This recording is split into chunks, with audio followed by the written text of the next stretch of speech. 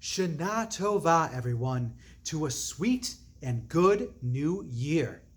We just entered into the year 5781.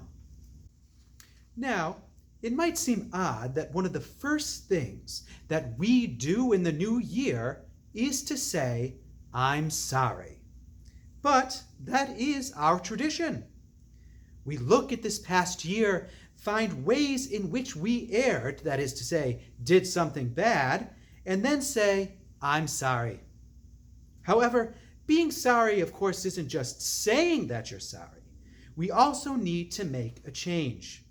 And here is an example coming from our friends at Shaboom, how sometimes saying sorry isn't enough. Way! No cutting! I was first in line. Sorry. Last one up is a rotten egg! Rafi! Sorry. Coming through! Rafi! Sorry. Rafi goes for the dunk! Sorry. Rafi, just saying sorry doesn't mean you're really sorry. Sure it does. Time for breakfast, my little ploniettes. All right, Mensch Munchies. They're my favorite. Oh, sorry. Crunchy, munchy, menchy. Ben, you don't just leave it up to other people to clean up your mess. Okay? I said I was sorry, Papa. Ben's not sorry. He should help Papa clean up his mess. He said he was sorry. That makes it all right, doesn't it? There are lots of ways to say sorry. Sorry. Sorry. Sorry. But I don't sound sorry, do I? No, you don't. When you're sorry, you have to do more than just say the word. What shall I play today? Papa's got lots of things to play. I'm gonna boom boom on the bongos. Boom, boom, boom, boom, boom. Careful playing with Papa's instruments, Lila. Oh, right, she can't hear me. We're Sparks. People can't see or hear us.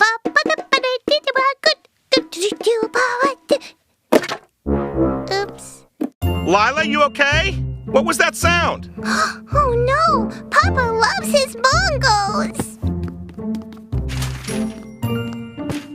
That is so wrong. You're right, Rafi. Lila shouldn't be hiding the broken bongos. She should tell Papa what happened. No, I mean, that's a terrible hiding place. She should bury the bongos in the yard. Ow! Hi, Lila. Were you playing my bongos? I thought I heard them. I don't know. If only they could play by themselves so I could find them. Papa wants the bongos to play by themselves? I can help with that. Shaboom! Wait, I can hear them. No, you don't. Oh, dig that crazy beat. Be quiet. What? My poor bongos. What happened? This is Lila's chance to say slicha, or sorry. First, she should admit her mistake and ask for forgiveness. I broke your bongos by accident, Papa. I'm so sorry. Will you forgive me? Of course I forgive you. I'm really glad you told me, though. I feel better now that I told you, Papa. Sorry is like a magic word. Perfect. Now Lila needs to fix her mistake and not do it again. I'll fix the bongos, Papa, and I promise not to break them again. How about we fix them together, Lila? Lila! Where is it? Well, we all said sorry and helped to fix what we did wrong. What a great way to celebrate Shabbat. Pass the challah, please. Oh, no, I spilled the juice. Don't worry, Papa. I'll clean up my own mess this time. Wow. Now I really know you're sorry, Ben, because you didn't make the same mistake again. And I really appreciate it. So now we know that saying sorry isn't always enough. We have to mean it and make steps to change our behavior or change the way that we did things last year. If we don't make an effort to change what we did wrong, then saying sorry doesn't do that much. Now let's hear from Miss Cindy Michelasi for a wonderful song about saying I'm sorry.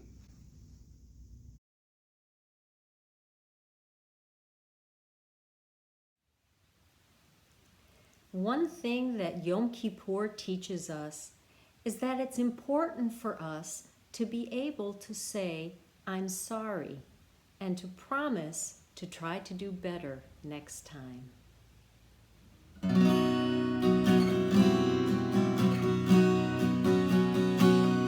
I'm sorry for what I did wrong. I'm sorry for what I did wrong.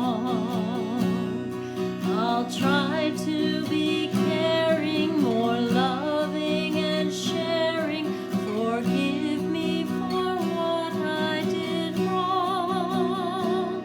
I'll try to be the best that I can be.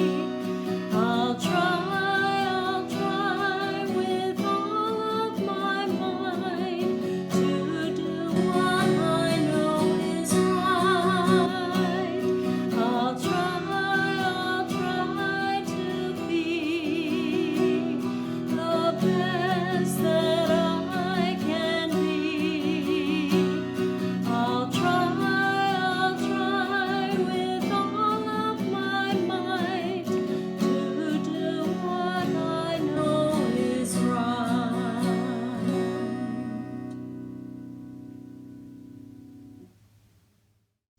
Well, now I think I'm starting to get it. Though there might be an issue with all of this.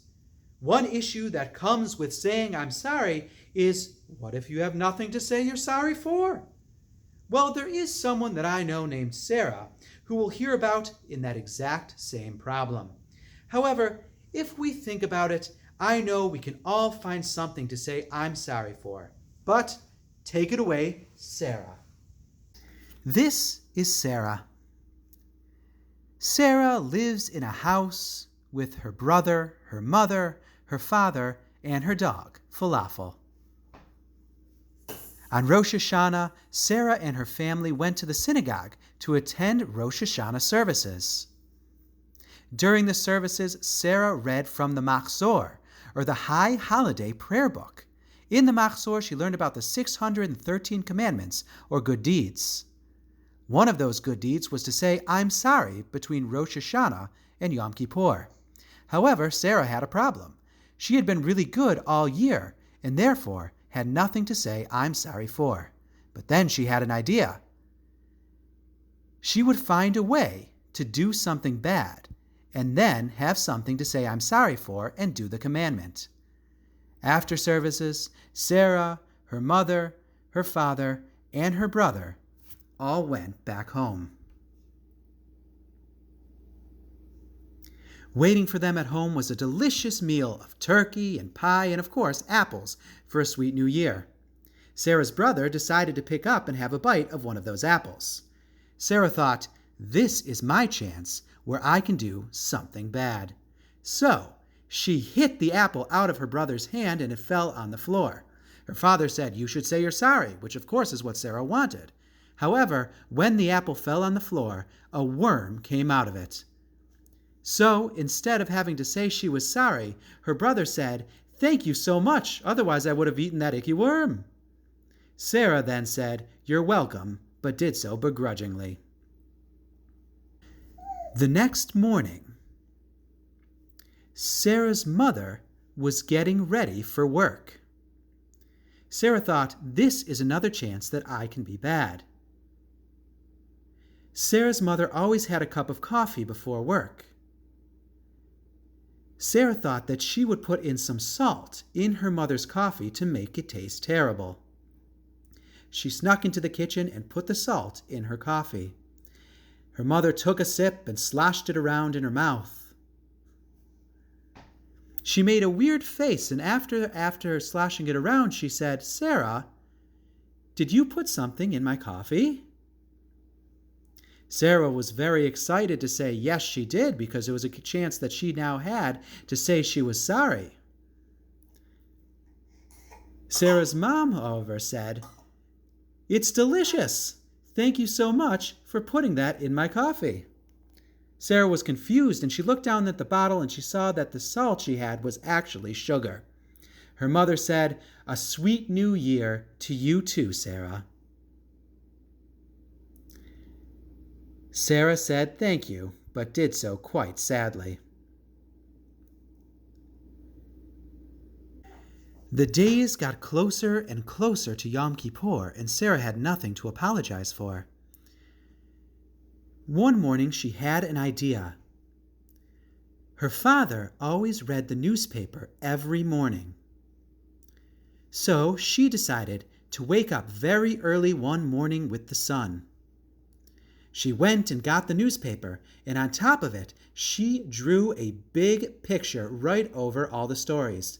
And to know that she wrote it, she signed her name, Love, Sarah. She then went back to bed. When she woke up, she was eager to run to the kitchen to see what had happened and to apologize to her father. However, when she got there, she saw that the newspaper she had drawn on was hanging from the fridge. Her father said, "Oh, Sarah, thank you so much for the wonderful picture that you drew for me on the newspaper. It was so great, I had to put it on the fridge." Sarah said thank you, but did so quite worryingly because she still had nothing to say sorry for to fulfill the commandment. It was now the evening of Yom Kippur, and Sarah still wasn't able to say I'm sorry. She was thinking about ways that she could say she's sorry to someone when her dog, Falafel, came into the room looking for some attention. Sarah said, "I'm sorry, Falafel, but I don't have time for you right now." Sarah then gasped and said, "Wait, I just said I'm sorry and meant it." She picked up Falafel and gave him a big kiss. Falafel wagged his tail, and Sarah said, "Thank you so much for giving me something to say sorry for."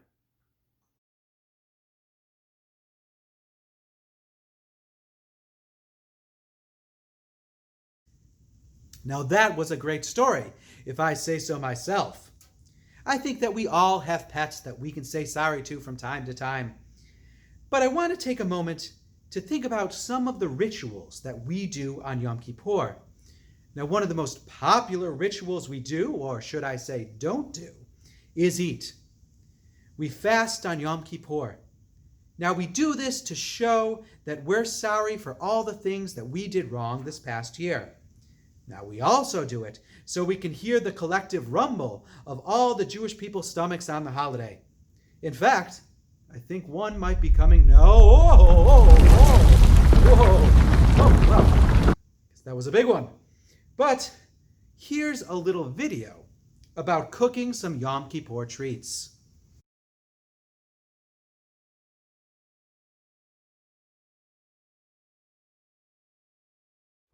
There's nothing to eat. It's Yom Kippur.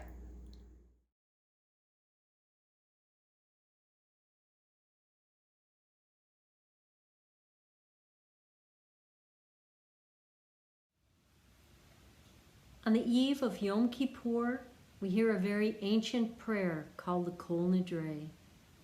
And when we hear the Colenadre, we think about the year that has been and the year that is to come.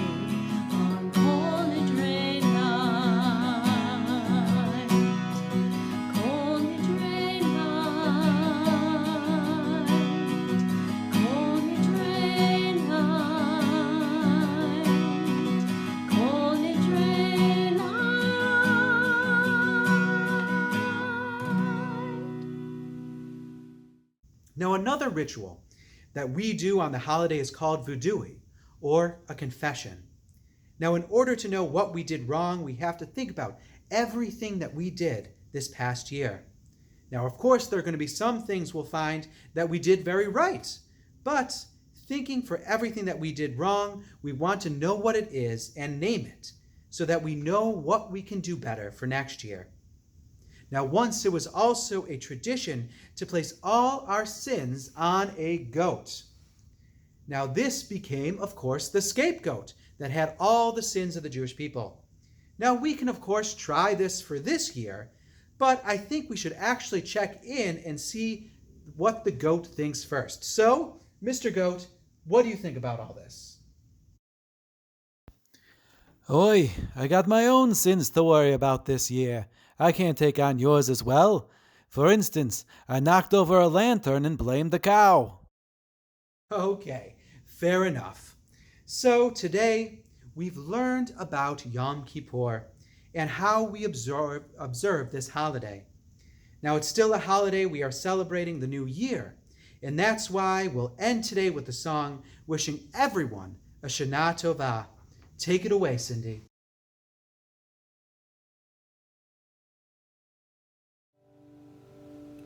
So we listen to the sound of the shofar, and we wish each other L'Shana Tova Tikatevu, that we will be written and sealed for a good year.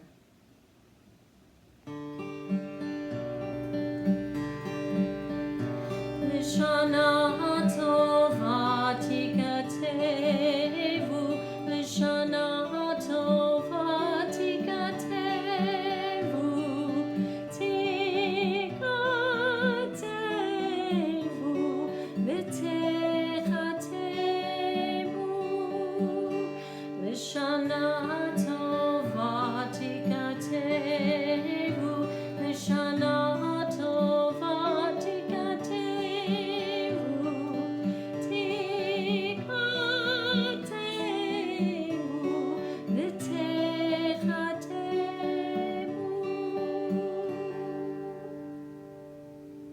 Shana Tova Tikatevu. Now, the holiday of Yom Kippur is always ended with one more big shofar blast, the Tekiah Gedolah, or the great big one that lasts as long as possible. So we will now hear that Tekiah Gedolah.